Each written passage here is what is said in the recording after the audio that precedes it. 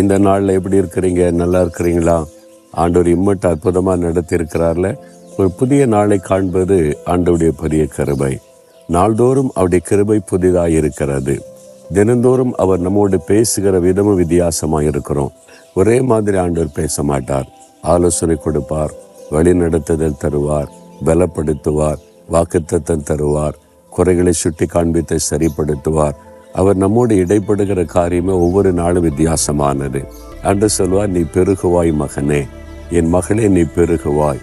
நம்ம பெருகணுன்றது ஆண்டவருடைய விருப்பம்.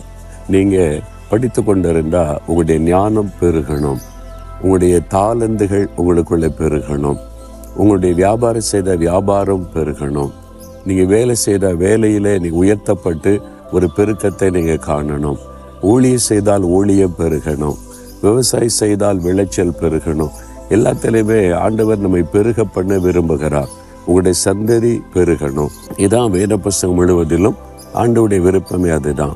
அதில் ஆண்டு சொல்லுகிறார், நீ வலதுபுறத்திலும் இடதுபுறத்திலும் இடம் கொண்டு பெருகுவாய் என்பதாய். தேவன் வாக்கு கொடுத்தால் அந்த வாக்கு தத்தத்தை நிறைவேற்றுவார்.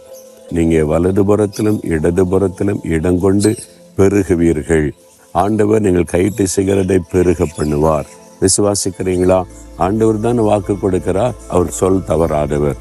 விசுவாசத்தோடு ஒரு ஜெபம் பண்ணலாமா? ஆண்டவரே, நீர் வாக்குத்தத்தங்களின் தேவன், வாக்கு மாறாதவர், வாக்கை நிறைவேற்றுகிறவர். வலதுபுறத்திலும் இடதுபுறத்திலும் இடங்கொண்டு பெருகுவாய் என்று இந்த மகனுக்கு இந்த மகளுக்கு வாக்கு கொடுக்கிறீர். நீர் அந்த காரியத்தை அப்படியே அவர்களுக்கு நிறைவேற்றி தருகிறதற்காக ஸ்தோத்திரம், ஸ்தோத்திரம். இயேசுவின் நாமத்தில் ஜெபிக்கிறோம் பிதாவே, ஆமேன்.